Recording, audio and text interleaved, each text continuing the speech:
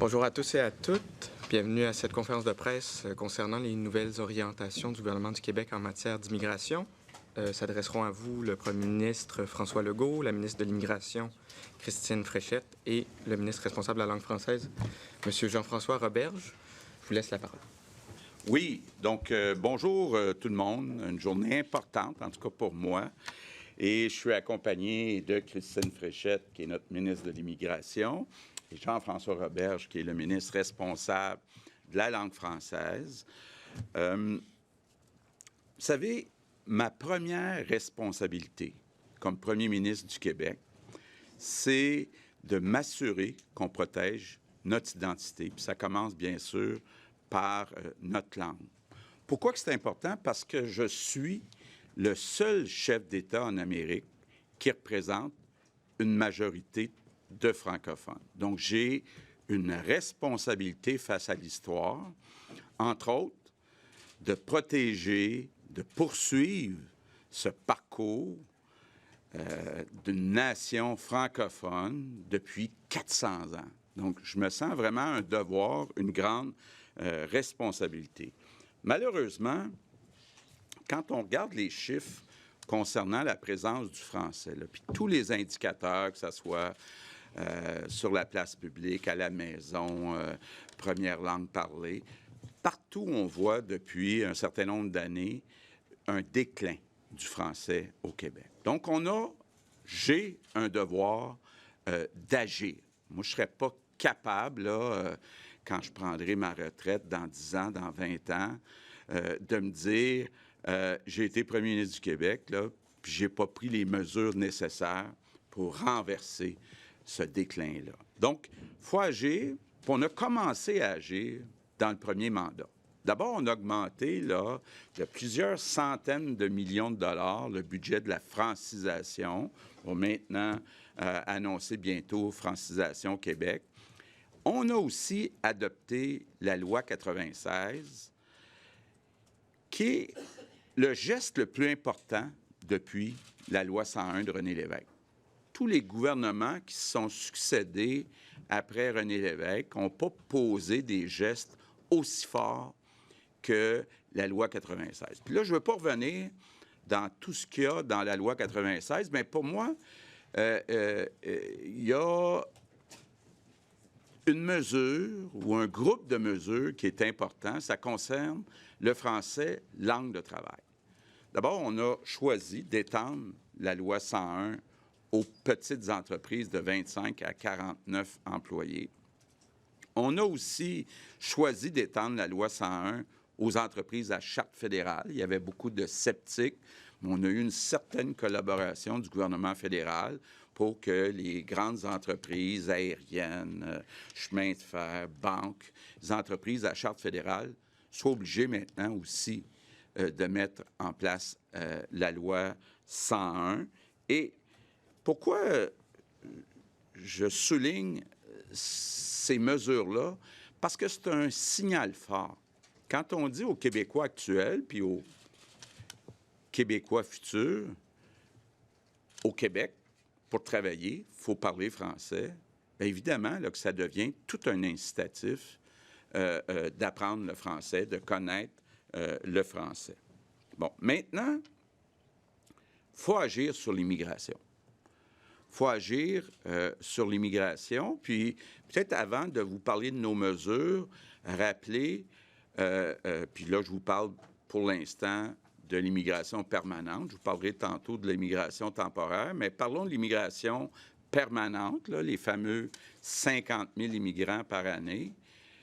Il y en a d'abord 65 % environ que c'est de l'immigration économique. Puis ça, la sélection se fait entièrement par le gouvernement du Québec. Bon, si dans le passé, il y a des gouvernements qui n'ont pas été assez exigeants, puis c'est le cas, concernant la connaissance du français, bien, on a juste le gouvernement du Québec à blâmer, que ce soit les libéraux ou les péquistes, parce que ce 2/3 là, des immigrants sont choisis par Québec. Il y a une deuxième catégorie qui représente à peu près 20 % de l'immigration, c'est la réunification familiale. Donc, ceux qui viennent au Québec pour rejoindre leur famille, la sélection se fait par le gouvernement fédéral. Puis il y a une troisième catégorie qui représente à peu près 15 qui sont les réfugiés. Ça aussi, c'est choisi par le gouvernement fédéral. Revenons à l'immigration économique qu'on contrôle au Québec. Jusqu'à présent, on a toujours mis des points. Si on parle français, on obtient des points. Mais ce n'était pas obligatoire. Quelqu'un peut être accepté comme immigrant économique, même s'il ne parle pas français, en autant qu'il y ait plus de points dans les autres conditions. Bien, aujourd'hui, je vous annonce qu'à l'avenir, c'est la première fois que ça va être le cas dans l'histoire du Québec, pour pouvoir déposer une demande pour devenir un immigrant économique au Québec, il va falloir avoir une maîtrise du français, puis Christine va vous expliquer les différents niveaux qui vont être exigés. Maintenant, concernant les seuils d'immigration, on dépose aujourd'hui pour consultation, donc on veut consulter les groupes, la population, les experts, on dépose 2 scénarios. Premier scénario, qui est le scénario qu'on avait proposé en campagne électorale, c'est-à-dire limité à 50 000 immigrants permanents par année, là, le nombre de personnes à qui on donnera des certificats. Par contre, on dépose un deuxième scénario.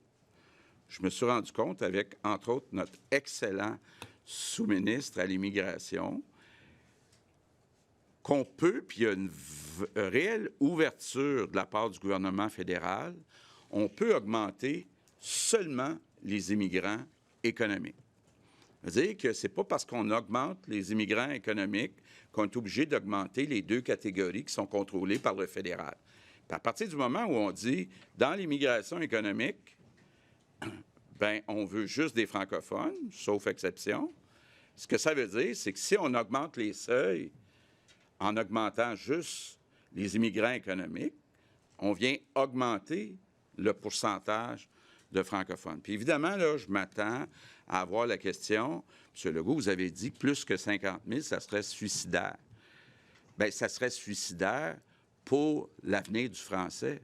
Mais à partir du moment où on est capable, puis il y a une réelle ouverture de la part du gouvernement fédéral, de dire l'augmentation, c'est seulement des francophones ou des gens qui maîtrisent le français, ça vient complètement changer la situation. Puis c'est pour ça qu'on dépose ce deuxième scénario.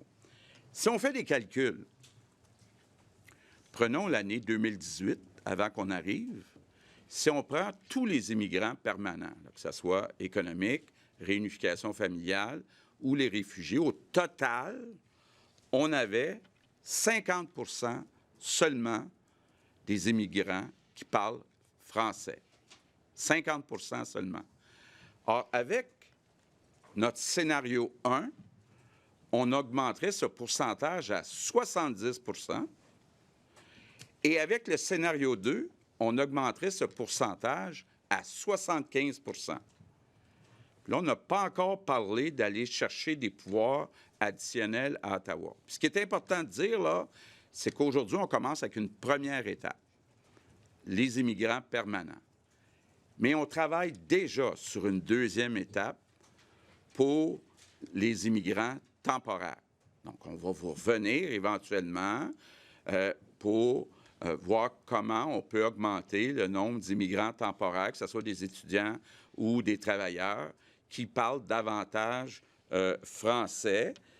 Puis, oublions pas que pour ce qui est à peu près de la moitié des immigrants temporaires, on a déjà un levier à Québec parce que c'est le gouvernement du Québec qui émet le CAQ, qui n'est pas la Coalition Avenir Québec, mais le certificat d'acceptation du Québec. Ça veut dire, là encore là, que ce soit les gouvernements du Parti québécois ou du Parti libéral, qui chialent qu'il y a trop d'immigrants temporaires qui ne parlent pas français, bien, ils ont juste eux autres à blâmer, là, parce qu'on a le pouvoir, en émettant le CAQ, d'exiger le français. Donc, on a un pouvoir. En plus, comme vous le savez, puis on va continuer de le faire, on va réclamer, on a parlé avec le chef de l'opposition officielle cette semaine à Ottawa et j'en ai déjà parlé à plusieurs reprises avec Justin Trudeau. Ce qu'on veut, c'est d'être capable d'aller chercher les pouvoirs, entre autres, en matière de réunification familiale, donc que ce soit le gouvernement du Québec qui sélectionne. Donc, c'est une deuxième étape qui est très importante. Après le projet de loi 96, l'immigration, Jean-François va vous parler tantôt. Jean-François, non seulement il est responsable de la langue française, mais aussi président du groupe d'action pour l'avenir de la langue française. Donc, il va vous revenir bientôt avec d'autres propositions en éducation, en enseignement supérieur, en culture, dans tous les domaines où on peut agir comme gouvernement pour renverser la tendance actuelle. Donc, ce que je veux dire aux Québécois aujourd'hui, c'est que notre gouvernement va être le gouvernement qui aura renversé la tendance. Puis honnêtement, là, la journée où je prendrai ma retraite, ça sera une de mes grandes fiertés. Mais je veux aussi, en terminant, lancer un appel aux Québécois. Tous les Québécois ont un devoir de protéger le français. Puis je suis convaincu qu'ensemble, on est capable de renverser la tendance puis de s'assurer que nos enfants puis nos petits-enfants continuent de vivre au Québec en français. Merci. Je passe la parole à la ministre de l'Immigration, Francisation et intégration. Et intégration, Christine Fréchette. Merci beaucoup, Monsieur le Premier ministre. Le dossier de l'immigration, ce n'est pas le dossier le plus facile. Alors, je vous remercie de votre confiance pour m'avoir proposé ce grand défi, beau défi. Je veux saluer mon collègue Jean-François Roberge, ministre notamment de la langue française. Merci de ta présence. Je veux saluer également et remercier mes deux adjointes gouvernementales. Alors, Valérie Schmaltz, députée de Vimont, et également Audrey Bogmans, députée d'Iberville. Et je veux saluer et remercier le sous-ministre Benoît Dagenet, de même que Karine Dumont, la sous-ministre adjointe, pour le briefing technique. Comme vous avez vu, il y a pas mal de matière dans ce domaine. Alors, ça va être un peu plus technique de mon côté, l'intervention, pour vous expliquer de quoi il en retourne. Alors, je suis très fière de vous présenter une réforme importante et inégalée dans l'histoire de nos programmes d'immigration économique. Cette réforme, elle va contribuer à changer la donne pour l'avenir du français. Je vais aussi vous présenter les orientations proposées pour la prochaine planification pluriannuelle de l'immigration, une planification qui couvre les 4 années de 2024 à 2027. On propose en fait des modifications importantes de tous nos programmes d'immigration économique afin que pour la première fois dans l'histoire du Québec, les candidats à l'immigration économique aient une connaissance du français pour pouvoir être sélectionnés. On va exiger un niveau de connaissance du français à l'oral et dans certains cas à l'écrit. Ça va permettre à ces personnes non seulement de travailler en français, mais surtout de vivre en français. Ce qu'on souhaite, en fait, c'est qu'ils puissent avoir du succès ici, chez nous, donc chez eux, en français. Parlons d'abord du programme régulier des travailleurs qualifiés, le PRTQ, qui est en fait le principal programme d'immigration économique. Actuellement, là, ce programme-là, le premier ministre l'expliquait, il n'impose pas de connaissance du français. La connaissance du français, elle donne des points, mais c'est possible pour quelqu'un de se qualifier, d'être sélectionné sans parler français. Alors, ce qu'on propose, c'est carrément de changer d'approche et de créer un nouveau programme, le programme d'immigration pour les travailleurs qualifiés, qui deviendra le PSTQ, Programme de sélection des travailleurs qualifiés. Ce nouveau programme ne fonctionnera pas avec une grille de points, mais plutôt avec des critères qu'il faudra absolument rencontrer. Le programme va permettre de sélectionner des travailleurs qualifiés connaissant le français, ayant de bonnes capacités d'intégration professionnelle et qui seront aptes à exercer dans un délai raisonnable leur profession au Québec. Pour que le programme réponde mieux aux besoins du marché du travail, on élargit la gamme des professions qui seront admissibles à l'immigration économique permanente. Donc, en fait, ce sera plus facile pour l'ensemble des professions de se qualifier. On va créer, en fait, 4 volets. Le premier volet, c'est pour les professions qui requièrent des hautes qualifications, des compétences spécialisées. On vise les personnes qui vont avoir un métier demandant une formation universitaire, collégiale technique ou secondaire professionnelle. Quelques exemples, par exemple, des gestionnaires en système informatique, des designers graphiques, techniciens en génie mécanique. Ça, c'est des exemples pour le volet 1. Le volet 2, c'est pour les compétences intermédiaires et manuelles. On vise les emplois qui demandent une formation secondaire générale ou professionnelle ou acquise en cours d'emploi. D'autres exemples de ce volet 2, c'est par exemple pour des cuisiniers, des préposés aux bénéficiaires ou des conducteurs de camions de transport. Ça, c'est vraiment une nouveauté hyper importante parce qu'elle n'existe pas dans le programme actuel pour les travailleurs qualifiés, le PRTQ. Et ça va donc nous permettre d'être beaucoup plus agiles, de couvrir beaucoup plus de types de professions pour permettre de garder chez nous plusieurs employés essentiels qui sont déjà actifs dans une foule de métiers. Exemple, beaucoup de PME embauchent des travailleurs temporaires avec des compétences manuelles et souhaiteraient pouvoir les garder sur une base permanente. Ce sera maintenant possible avec ce volet 2 si les exigences, bien sûr, de français et les autres exigences sont rencontrées. Le volet 3, c'est pour les professions réglementées. Donc, ça s'adresse aux personnes exerçant des professions qui sont régies par des ordres ou qui requièrent une autorisation par une corporation professionnelle, un corps de métier. Exemple, des infirmières, infirmiers, des enseignants du primaire, du secondaire, des hygiénistes dentaires. Ça, c'est des exemples pour le volet 3. Et le dernier volet, bien, ça s'appelle le volet des talents d'exception. Ça visera très peu de gens, mais on juge important d'avoir cette passerelle pour sélectionner les personnes qui ont des expertises rares, prisées par le Québec, stratégiques, très pointues, et qui sont reconnues comme un leader, quelqu'un qui se démarque dans leur champ d'expertise. Les conditions de chacun des volets vont être modulées selon le niveau de qualification des professions. Il va aussi falloir démontrer avoir une connaissance du français oral et, dans certains cas, comme je disais, des connaissances du français écrit. Donc, les exigences sont modulées en fonction des volets, mais notre volonté, c'est d'obliger les candidats à avoir une bonne connaissance du français, peu importe le métier. On veut redynamiser aussi nos 3 programmes de gens d'affaires. Plusieurs volets sont suspendus depuis un certain temps, voire depuis des années, comme vous le savez. C'est important pour moi de revoir le tout pour que ces programmes permettent vraiment d'attirer et de retenir des entrepreneurs, des créateurs d'emplois et d'entreprises. Donc, chacun des 3 programmes va maintenant exiger que les demandeurs principaux démontrent qu'ils possèdent une connaissance orale du français de niveau 7. Ça, c'est le niveau intermédiaire avancé. Il y a 12 niveaux en tout. Actuellement, aucun des 3 programmes de gens d'affaires ne comporte cette exigence en matière de français. Donc, on a revu le programme Entrepreneur pour mieux répondre à une réalité dont on m'a beaucoup parlé, d'ailleurs, dans ma série de rencontres en région, la nécessité de favoriser le reprenariat d'entreprises. Donc là, on va avoir un canal qui va permettre ça, le reprenariat via l'immigration. Au niveau du programme des investisseurs, on a fait des ajustements qui vont permettre de corriger les enjeux d'établissement au Québec et de rétention de ces personnes-là. Donc, des éléments qui étaient très défaillants avec le programme antérieur.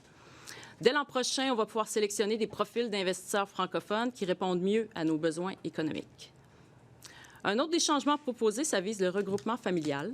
Des modifications seront apportées afin de s'assurer que les garants accompagnent mieux les personnes qu'ils parrainent en matière de francisation et d'intégration. Un plan d'accueil et d'intégration va devoir être exigé des garants lorsqu'ils demandent à parrainer des personnes âgées entre 18 et 55 ans. Entre 2019 et 2022, ça vaut la peine de souligner que le regroupement familial a représenté en moyenne 24 des nouveaux arrivants au Québec. Je vais vous parler bien sûr aussi du PEC, le programme de l'expérience québécoise. Je m'en suis fait beaucoup parler ces dernières semaines, ces derniers mois. Alors, on annonce des assouplissements importants dans le volet PEC diplômé. Le premier ministre et moi, on l'a souvent dit, il faut vraiment miser sur les étudiants qui viennent chez nous pour leur parcours académique. Ils prennent racine ici, ils s'installent partout au Québec, puis on veut les garder chez nous. On vise donc à accélérer la sélection permanente pour les diplômés de programmes d'études universitaires, techniques ou professionnels en français.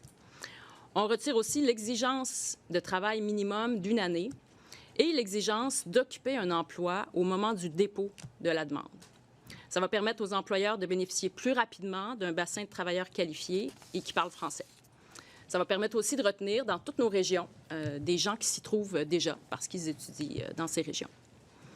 On l'a officialisé ce matin en Chambre. On va tenir au cours des prochains mois donc une consultation parlementaire pour planifier l'immigration au Québec pour les 4 prochaines années.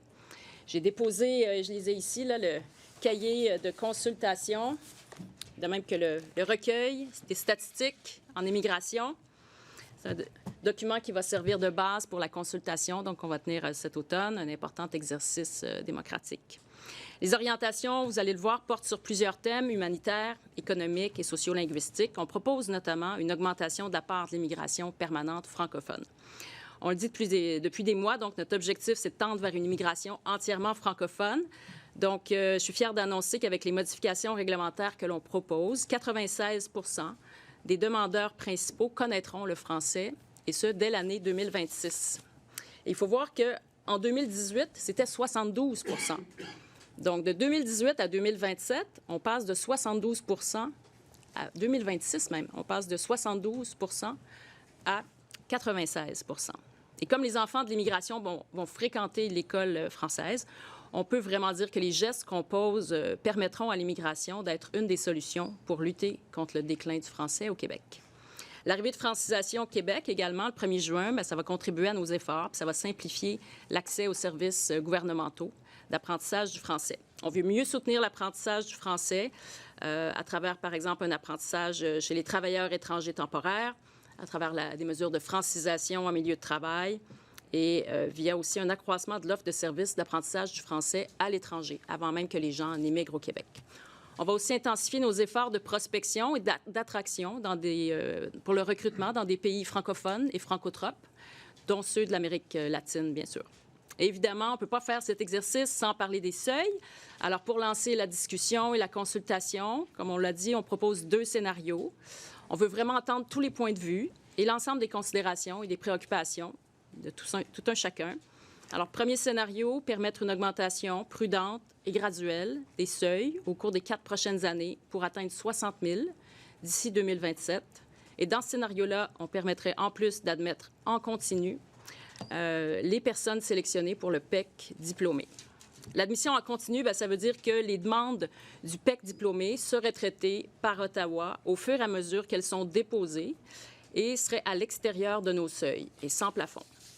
La logique derrière cette nouveauté-là d'admission en continu, c'est que la grande majorité des personnes qui sont concernées résident déjà sur le territoire québécois. Ils bénéficient déjà de plusieurs services publics. Ils ont un toit. Leur intégration est déjà en processus. Il n'y a pas d'enjeu de reconnaissance de leur diplôme ou de leurs compétences. Donc, bref, c'est une immigration qui est très facile pour nous parce qu'il n'y a pas d'exigence accrue sur notre capacité d'accueil et les groupes d'accompagnement, les services gouvernementaux sont vraiment minimalement sollicités. Le deuxième scénario, on reste avec notre cible actuelle de 50 000 admissions par année pour chacune des 4 prochaines années. Et les candidatures issues du PEC diplômé feraient partie donc du seuil de 50 000. C'est un moment important qu'on va vivre au cours des prochains mois. C'est plus que jamais l'immigration, c'est au cœur des priorités collectives. On le sait, freiner le déclin du français, lutter contre la pénurie de main-d'œuvre, lutter contre le vieillissement de la population, assurer la vitalité de nos régions. Tout ça, ça fait partie des grands défis auxquels on fait face. Alors, j'invite toutes les personnes, les organismes qui sont intéressés à le faire, à nous partager leur point de vue, soit en participant via le dépôt d'un mémoire ou encore en complétant un formulaire qui est disponible déjà sur le site Internet de la Commission des relations avec les citoyens. Alors, la consultation va culminer avec la tenue d'une commission parlementaire au cours des prochains mois. Et je peux vous dire que depuis mon entrée en fonction, moi, mon souhait le plus cher, c'est de mettre en place des conditions pour que les hommes et les femmes qui décident de venir chez nous puissent avoir du succès, participer pleinement au dynamisme du Québec et puissent s'y enraciner. Voilà. Merci. Je passe maintenant la parole au ministre responsable de la langue française, Jean-François Roberge. Merci, Monsieur le Premier ministre. Merci, Christine, chers collègues. Très content d'être avec vous aujourd'hui. Je vais y aller rapidement, mais c'est une annonce qui est très, très, très importante, qui va avoir un impact sur le visage français du Québec avec les changements que ma collègue apporte. Change la donne, change les règles du jeu. Et quand on change les règles du jeu, évidemment, on change la conclusion et on va se retrouver dans quelques années avec beaucoup, beaucoup plus d'immigrants qui, au départ, parlent français avant d'arriver. Puis, ma collègue est en train de travailler très fort sur Francisation Québec. Ça sera nécessaire. Mais si les gens arrivent et maîtrisent déjà le français, vous comprenez qu'on part avec une longueur d'avance. Puis c'est important parce que c'est important de faire une mise en contexte, là. Le Québec est dans une situation exceptionnelle. On est le seul État francophone d'Amérique du Nord. On est une minorité linguistique dans une mer anglophone. Et on est dans une situation où nos indicateurs sont au rouge. Il faut bien le dire. Il faut bien le dire. Il y a un recul du français en ce moment. Donc, une situation exceptionnelle comme ça amène des mesures exceptionnelles. Puis on a posé des gestes. Dans le précédent mandat, je remercie d'ailleurs l'actuel ministre de la Justice, Jolin Barrette, qui a piloté une loi importante, la loi 96. J'aime son nom, la loi sur la langue officielle et commune du Québec, le français. C'est le socle sur lequel on peut bâtir d'autres choses, voire encore plus loin. Et on poursuit le travail en ce moment. On le poursuit d'ailleurs avec ce groupe d'action pour l'avenir de la langue française que j'ai le plaisir de piloter avec, bien sûr, la ministre de l'Immigration, mais aussi le ministre de l'Éducation, la ministre de l'Enseignement supérieur, le ministre de la Culture, la ministre des Relations internationales et d'autres ministres qui viennent contribuer aux travaux aussi. On est un groupe au départ de 6 ministres, mais c'est important de mentionner que beaucoup d'autres personnes travaillent, collaborent, contribuent. Je remercie aussi, évidemment, le député de Saint-Jean, mon adjoint parlementaire, qui contribue aussi notamment au volet consultation publique du groupe d'action pour l'avenir de la langue française. Les choses qui sont présentées aujourd'hui, évidemment, ont fait l'objet de débats, de discussions. Puis je remercie énormément Christine pour son ouverture parce que le plan a été vraiment bonifié. Puis on peut vraiment être très, très fiers de ce qui est déposé aujourd'hui. Quand on change les chiffres comme elle le fait, puis elle a présenté des choses exceptionnelles. Quand on atteint un chiffre comme 96 %, c'est parce qu'il y a des gestes majeurs, audacieux, courageux qui sont posés. Donc, je pense que ce sera déterminant. Et bientôt, le groupe d'action arrivera avec d'autres mesures. Donc, soyez patients, restez à l'affût. On parlera, oui, d'éducation, d'enseignement supérieur, de culture, mais aussi on reviendra sur l'immigration. Le premier ministre l'a dit, on reviendra sur la notion de l'immigration temporaire. Ça va être important aussi de continuer le travail avec le gouvernement fédéral, puis j'ai une fonction qui me permet de travailler aussi dans cette direction-là. On est capable de faire des choses gagnant-gagnant. Ça, c'est important de le mentionner, là. On n'est pas des chicaniers, on ne se laisse pas faire, on s'affirme fièrement, mais on est capable de s'entendre. Regardez ce qui s'est passé avec la fermeture du chemin Roxham. Regardez ce qui s'est passé avec C13 quand on est capable d'inscrire dans la loi ces langues officielles du Canada des éléments de la Charte de la langue française québécoise. Ça montre qu'on est capable de faire des gains. Puis il faut le faire parce que le français nous unit, le français nous définit. Puis je pense qu'on a tous cette responsabilité de s'assurer que ceux qui vont nous suivre vont pouvoir s'épanouir en français au Québec. Merci. Merci à vous trois. Nous allons maintenant passer à la période des questions. On a très peu de temps, une petite demi-heure tout au plus, donc je vais vous demander de vous limiter à une question, une sous-question. Et pour les ministres et le premier ministre, c'est possible de juste répondre aux questions qui vous sont adressées directement. On va commencer avec Hugo Lavallée, Radio-Canada. Oui, bonjour à vous trois. Est-ce qu'avec le plan que vous nous proposez aujourd'hui, là, si on exclut l'immigration temporaire, là, parce que ça, je comprends que ça fera l'objet d'une annonce subséquente, mais pour ce qui est de l'immigration permanente, est-ce qu'avec ce que vous nous annoncez, vous occupez entièrement là, les champs de compétences du Québec? Est-ce que vous utilisez déjà tous les outils à la portée de votre main? Parce que c'est un peu ce qui était reproché de vous demander au fédéral des choses alors que vous n'exploitiez pas pleinement tous les outils. Là, est-ce que c'est fait? Est-ce qu'on a retourné toutes les pierres? Pour l'immigration permanente, oui. Pour l'immigration temporaire, non, parce qu'actuellement, c'est quand même nous qui émettons les certificats, les CAQ. Donc, pour l'instant, le gouvernement du Québec n'exige pas la connaissance du français. Donc, il y a encore de la place, effectivement, pour agir.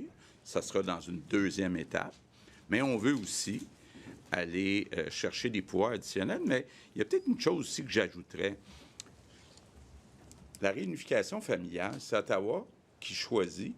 Mais à un moment donné, on réunifie des familles qui sont entrées, la plupart du temps, comme immigrants économiques. Donc, à partir du moment où on augmente les francophones ou ceux qui parlent français dans l'immigration économique, on peut penser qu'à moyen terme, le pourcentage d'immigrants dans la catégorie réunification familiale va aussi augmenter parce qu'on réunifie les personnes qui sont là. C'est sûr qu'il reste la catégorie réfugiés, qui est 15 %. Ça, effectivement, il peut... Puis c'est notre contribution humanitaire, là. Donc, il n'est pas question de toucher à ça, mais c'est possible que pour ce petit groupe-là, la réunification familiale implique d'amener des gens qui ne parlent pas nécessairement français.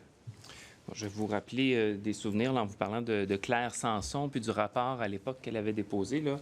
Le cœur du rapport, c'était l'idée de la francisation. Puis ensuite, ça a été repris par M. Jolin Barrette, qui était ministre de l'Immigration. On avait créé ARIMA, puis on privilégiait une sélection basée sur les compétences professionnelles en se disant on va franciser les gens une fois arrivés. Est-ce qu'avec le recul, cette approche-là de franciser a posteriori, ça s'est avéré une mauvaise avenue? Bien, c'est pas idéal. Parce que c'est basé sur la volonté des gens. Il n'y a pas d'obligation, puis il n'est pas question de commencer à retourner des gens chez eux qui ont déjà été acceptés comme citoyens. Donc, oui, puis je le disais au début, on a beaucoup augmenté les budgets de francisation. Christine va annoncer bientôt la création de Francisation Québec, où là, il va y avoir un guichet unique. Donc, ça va être plus facile aussi d'avoir accès à ces services-là. Mais c'est certain que s'ils parlent français avant d'arriver, bien là, on ne prend pas le risque de savoir est-ce qu'ils vont choisir ou non d'apprendre le français une fois rendus ici. Patrick Belrose, le Journal de Québec. Oui, bonjour à tous. Monsieur Legault, peut-être pour poursuivre dans la même veine, donc, ce que vous proposez va changer beaucoup le visage de l'immigration. Forcément, on va se concentrer sur certains pays, la France, l'Europe francophone, l'Afrique francophone. Est-ce qu'on va venir exclure une grande partie du bassin d'immigration qu'on avait par le passé? Bien, on peut penser aussi, je parlais avec Martine Biron qui arrive d'un voyage en Amérique du Sud, on peut penser aussi qu'il y a des pays où les gens, par exemple, parlent espagnol, puis qui pourraient apprendre le français avant d'immigrer au Québec. Donc, on peut penser aussi à un processus comme celui-là où des gens d'à peu près n'importe où dans le monde auraient le temps d'apprendre le français, puis ensuite immigrer au Québec. Vous insistez sur le fait que maintenant, dans le nouveau PSTQ, là, on exige le français. Par contre, dans le passé, c'est juste 12 % des gens qui ne parlaient pas français du tout. Et là, vous venez moduler, c'est un chiffre qu'on a eu tantôt, vous venez moduler donc l'exigence de français. J'essaie de comprendre à quels besoins vous voulez répondre en faisant ça. Est-ce que c'est des entrepreneurs qui vous disent qu'on a besoin désormais de plus de manœuvres, par exemple, que de professionnels, donc il faut moduler la connaissance? Bien, je donne les chiffres, là. Quand on regarde les requérants immigration économique, avant qu'on arrive en 2018, là, puis qu'on met beaucoup de poids sur le PEC, là, c'est ce que Simon a fait, dans le fond, pour augmenter le pourcentage de francophones, bien, on était à 72 % qui parlaient français.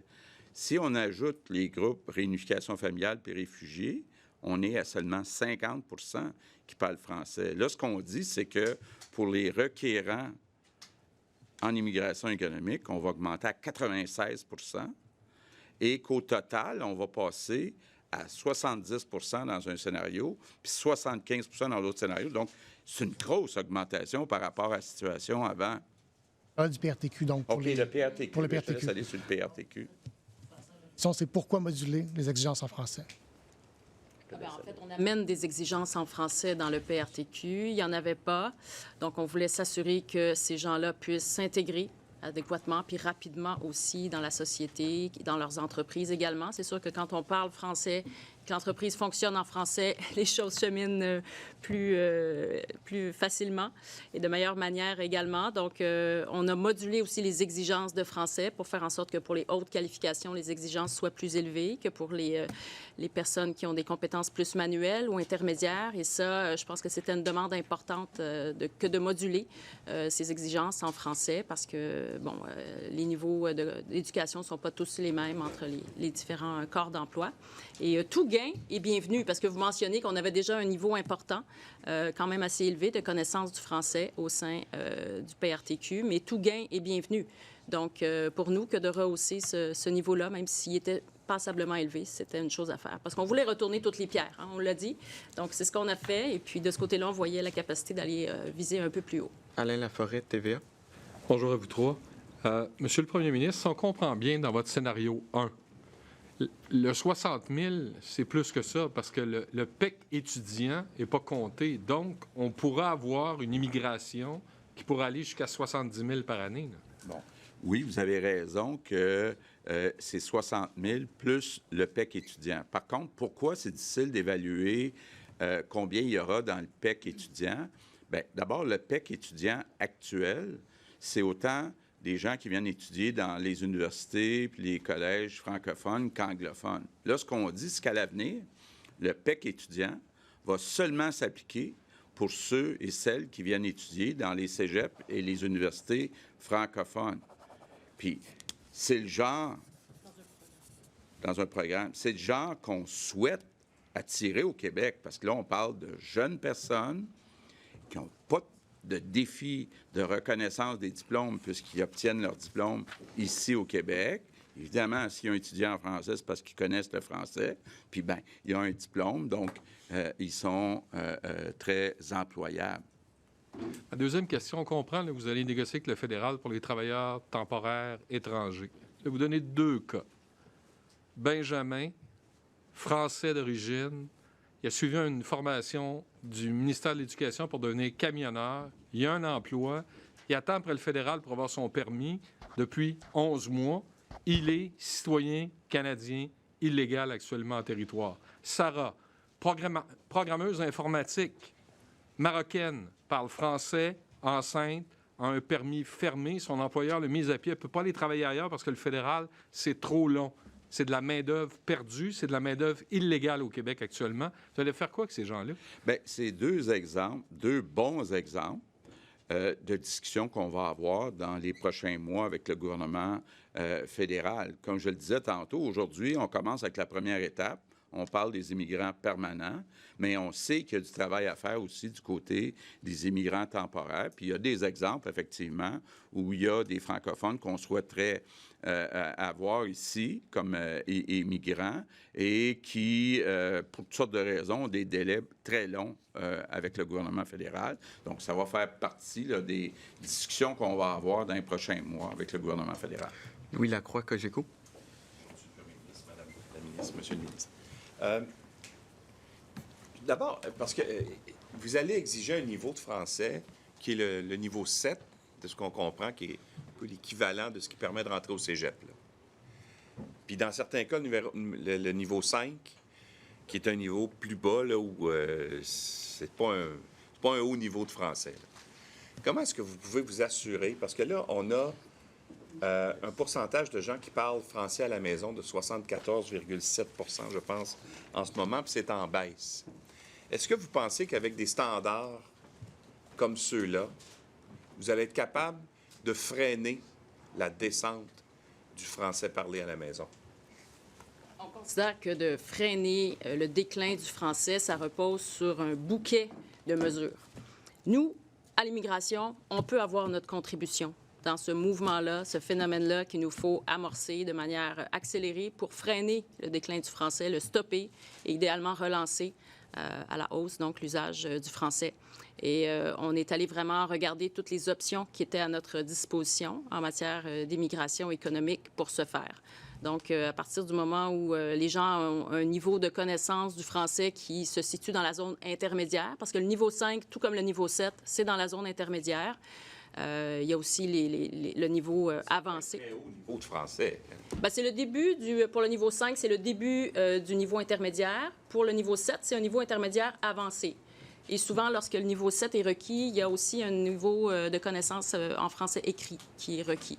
Donc, il faut voir que ces gens-là, à partir du moment où ils travaillent dans un milieu, dans un environnement qui est francophone, s'ils vivent particulièrement en région, le niveau d'acquisition, de progression en français va continuer dans le temps. Il ne va pas s'arrêter. Ce n'est pas parce qu'une personne à une date X est à un niveau de français 7 qu'elle va rester toute sa vie au niveau de français 7. Vous comprenez qu'elle va pouvoir cheminer aussi. Et puis, Francisation Québec sera là aussi pour l'aider à cheminer parce que nous, on va offrir des formules d'apprentissage du français encore plus diversifiées. Et on va pouvoir accompagner les gens pour continuer à cheminer dans les différents processus. Sur le programme de réunification familiale, ce qu'on nous a expliqué tout à l'heure, c'est que bon, ça représente à peu près 20 je pense, là, autour de l'immigration au Québec. Qu'il va y avoir effectivement une espèce de programme de parrainage, si on veut, là, que les gens qui vont parrainer des gens qui reviennent, en fait, vont devoir s'assurer qu'il y a une espèce de plan de francisation qui va être présenté. Mais on nous dit qu'en réalité, il n'y aura aucune vérification. En fait, il n'y aura pas de permis qui va être enlevé ou quoi que ce soit. Ils présentent un plan, puis s'ils ne le font pas, ben c'est pas grave. Est-ce que c'est pas un peu inutile de présenter un plan ou de présenter une mesure qui ne sera pas applicable dans la réalité? Il faut voir qu'en matière de regroupement familial, le pouvoir actuel du Québec est quand même réduit. Notre pouvoir, il concerne les exigences que l'on peut associer à la personne qui est garante, la personne qui parraine quelqu'un qui veut venir au Québec dans le contexte du regroupement familial. Alors, c'est sûr que notre pouvoir étant limité, on n'avait pas une pleine marge de manœuvre pour agir de ce côté-là, mais on l'a quand même pris soin d'agir en intégrant donc dans les responsabilités de la personne garante l'idée qu'il va falloir, pour une personne qui parraine une personne ayant entre 18 et 55 ans, il va falloir qu'un plan d'accueil soit élaboré. Et advenant que la personne qui est parrainée ne parle pas français, il va falloir qu'il y ait un plan aussi de francisation. Je vais poser ma question autrement. Il arrive quoi à une personne qui présente le plan de francisation, mais finalement, ils ne vont pas au cours de français, puis c'est pas mis en application? Il arrive quoi? Bien, le MIFI va faire quand même des vérifications qu'il y ait bel et bien un plan qui tienne la route. Mais au-delà de ça, c'est sûr que notre pouvoir demeure limité. OK. Thomas Laberge, La Presse canadienne, il reste moins de 10 minutes pour les questions en français. Donc, je vais vous inviter à aller rapidement.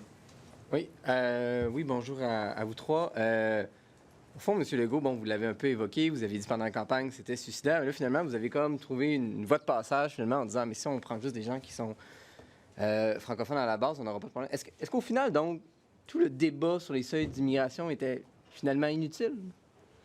Non, je dirais pas ça, là. Je vous avoue là, que j'étais content quand le sous-ministre me dit qu'il parlait à Ottawa puis qu'il y avait vraiment une ouverture pour qu'on puisse augmenter seulement l'immigration économique. Est-ce que demain matin, on pourrait le faire de façon illimitée? Là, on parle quand même d'une augmentation qui est modérée. Et il y a aussi toute l'intégration, je dirais, là, puis sujet délicat, concernant les valeurs du Québec. Il n'y a pas seulement la langue, là aussi, l'intégration concernant les valeurs au Québec. Mais effectivement, c'est une bonne nouvelle de savoir qu'il y a une ouverture à Ottawa pour qu'on puisse augmenter seulement l'immigration économique qu'on contrôle, donc où on peut exiger le français.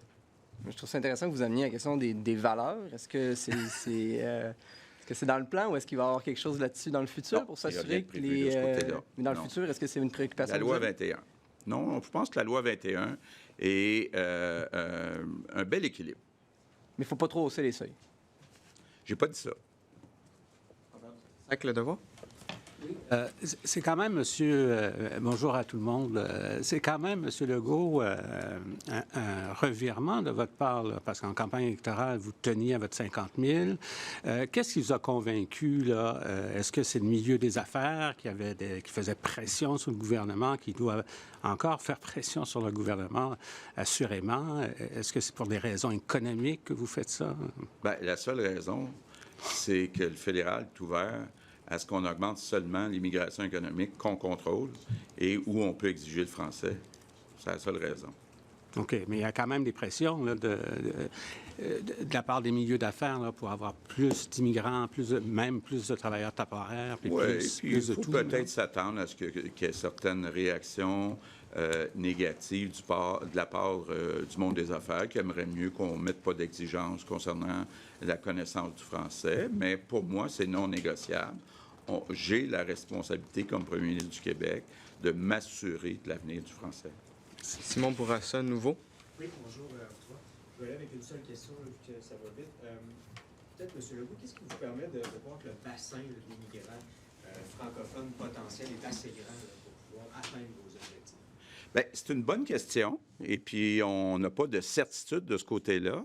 Mais ça va être un des grands défis aussi de Martine Biron, de s'assurer que dans nos délégations à l'étranger, qu'on fasse des efforts de recrutement partout de gens qui parlent ou qui sont prêts à apprendre le français.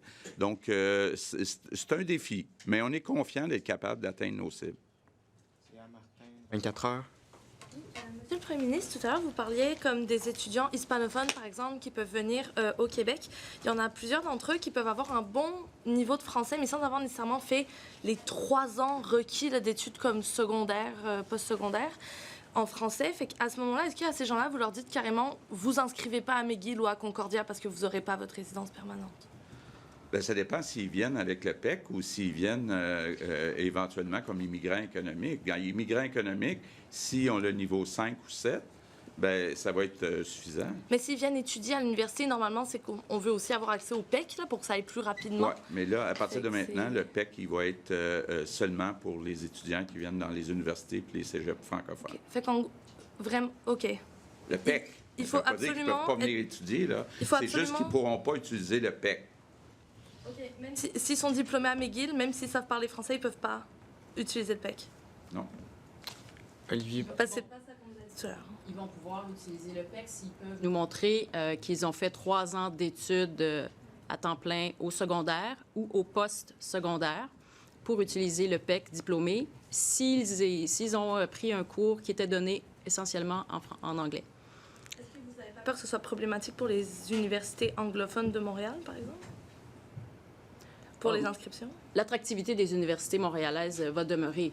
Là, ce dont on parle, c'est dans le fond l'accès à une résidence permanente au terme du diplôme obtenu au Québec. Et il faut voir que ceux qui ne se qualifieraient pas pour le PEC diplômé vont pouvoir tenter leur chance du côté du PSTQ, le programme de sélection des travailleurs qualifiés. Donc, c'est pas comme si la porte était fermée, c'est que c'est un autre chemin qui serait pris. Olivier Bossé, Le Soleil. Bonjour, je vais vous ramener sur les valeurs. Est-ce que... Non, vous voulez me ramener dans la campagne électorale? Ouais. Non, mais est-ce que pour vous, freiner le déclin du français égale nécessairement freiner le déclin de la culture québécoise? Est-ce que pour vous, c'est égal ou il y a d'autres interventions à faire? Bien, la culture, c'est plus que la langue, là. Mais aujourd'hui, on vous parle de la langue, puis c'est au cœur de ce que c'est la nation québécoise. Est-ce que l'augmentation possible de 36 mettons, de passer de 50 000 à 68 000 ou 70 000, bien, est-ce que vous considérez ça comme une promesse brisée de promesse électorale? Bien, écoutez, comme je le disais tantôt, tout le monde a compris quand j'ai dit qu'il fallait sauver le français en limitant le nombre d'immigrants, que je parlais de sauver le français. Si on dit on est prêt ou on a un scénario pour aller à plus que 50 000, mais en ajoutant seulement des gens qui parlent français, bien, dans le fond, on atteint l'objectif que je visais, là. Je vais me permettre une petite question, oui. M. Legault. Vous, avec les mesures que vous annoncez aujourd'hui, croyez-vous que vous êtes en mesure de freiner la louisianisation du Québec? Bon. Moi, je vous dirais là, que, comme le disait Christine, c'est un bouquet de mesures qui va nous permettre de renverser la tendance. Plus de cours de français, création de francisation Québec, la loi 96, l'immigration permanente, éventuellement des gestes concernant l'immigration temporaire, éventuellement des gestes que Jean-François va annoncer en éducation, en enseignement supérieur, en culture, parce que très important, là, même pour les jeunes Québécois francophones actuels, d'avoir une disponibilité de produits culturels en français au Québec disponible. Très, très, très important, parce qu'on le sait, beaucoup de jeunes qui consomment de la culture en anglais. Madame Fréchette, vous voulez réduire les délais dans l'acceptation des CSQ, le traitement des CSQ. Comment vous allez faire? Parce que jusqu'à maintenant, c'est difficile de réduire ces délais. Bien, c'est sûr que c'est en collaboration avec le fédéral, hein, cet engagement-là qu'on a. Donc, nous, on s'engage en fait à ce que les CSQ soient délivrés là, pour les travailleurs qualifiés en une période de 6 mois. Actuellement, notre moyenne est de 50 jours. Donc, déjà, on est, je dirais, au fil d'arrivée. On va maintenir ça, puis si on peut améliorer notre score, on va le faire. Du côté fédéral, bien sûr, il va falloir qu'ils entrent dans la danse. Donc, on va continuer à mettre de la pression sur le fédéral pour qu'il y ait une immense amélioration là, du côté des délais d'attente à IRCC. Là. OK. Une petite dernière question pour Alexandre Duval, Radio-Canada. La portion du français, je la comprends. Ce sur quoi je m'interroge, c'est plus sur la capacité d'accueil, sur laquelle vous nous avez dit à répétition qu'elle était atteinte au Québec. Qu'est-ce qui fait en sorte qu'en vertu du scénario à 60 000 et plus, finalement, on s'aperçoit que la capacité n'était peut-être pas atteinte ou ne l'est peut-être pas?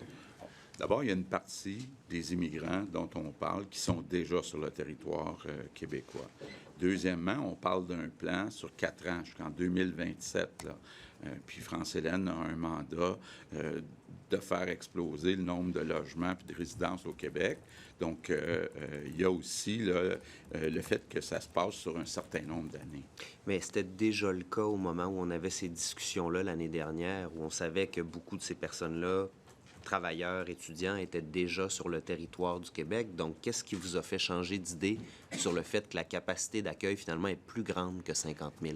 Bien, il y a toute la question là, de la connaissance du français. Parce que quand je posais des questions sur le seuil de 50 000, puis que je parlais de la survie, je parlais de la survie du français. Donc, à partir du moment où les gens sont déjà ici, ont déjà des services, puis que là, on peut s'assurer qu'il y a une connaissance du français, bien là, c'est gagnant. On va passer en anglais. Philippe Autier de Gazette. Good afternoon. Good afternoon. Question for Madame Frechette. If I understand you right, with the PEC program, only students will be allowed, they'll only be allowed to go to Francophone universities and cégeps. And everyone knows the PEC program is used to facilitate immigration into Quebec. Is the net result of what you're doing going to amount to, it's easier to immigrate to Quebec for a student if they go to a Francophone cégep or university than an English one? Is that the net result of your plan? Thank you. Just to be more precise, it is the language in which the program will be given that will be of importance for us. Is it an Anglophone or a Francophone university, but rather is the program the person has studied in was given in French or another language, I suppose, English. So, for example, in McGill, you can find a program for a physician that is given in French in Gatineau.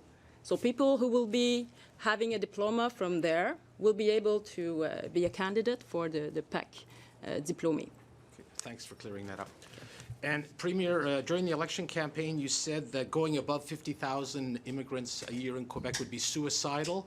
How is it no longer suicidal now to go to 60,000? Because I thought at the time that the federal government wouldn't permit us to increase only the percentage of economic immigrants.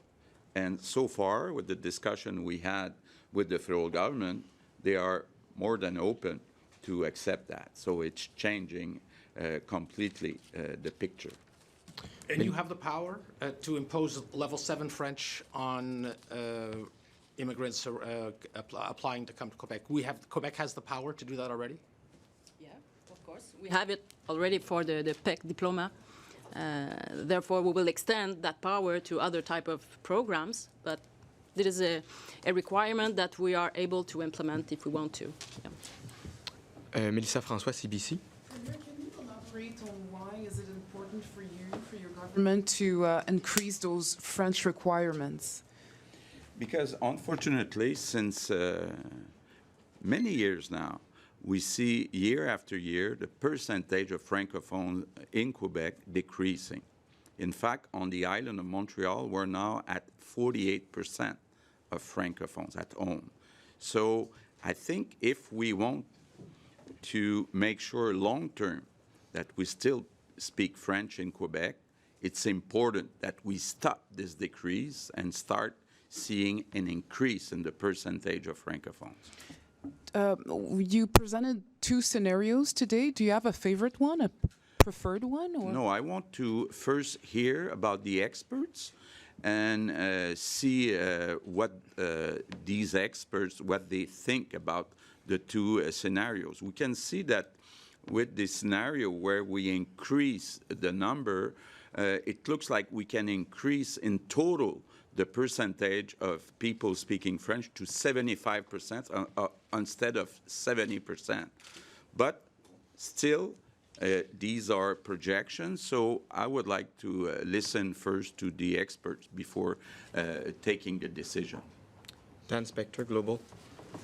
With these new rules, it's inevitable that some people, skilled, qualified people who want to come here are not going to be able to come here. Maybe people who even want to come here and learn French. How do you feel about that? I don't see if they want to learn French, that's what we're asking. But I'm saying, like, learn French once they get here. Yeah, but I think we have to take these measures because French will always be vulnerable in North America.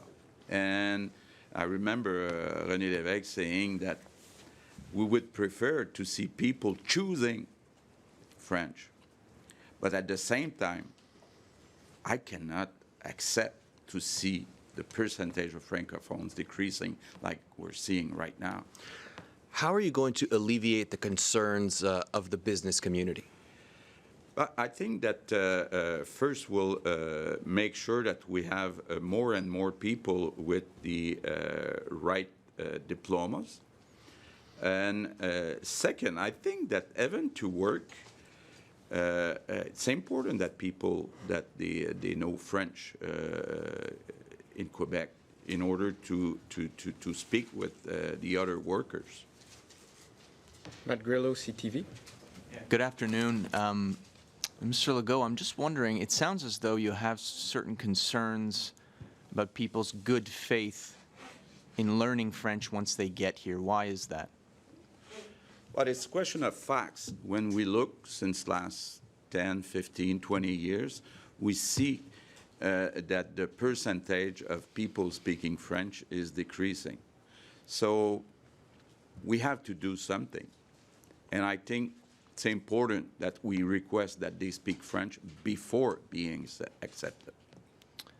So if somebody comes from another province, studies in medicine at McGill, speaks some French or is willing to learn some French, but maybe is not fully fluent, they shouldn't be fast-tracked through PEC?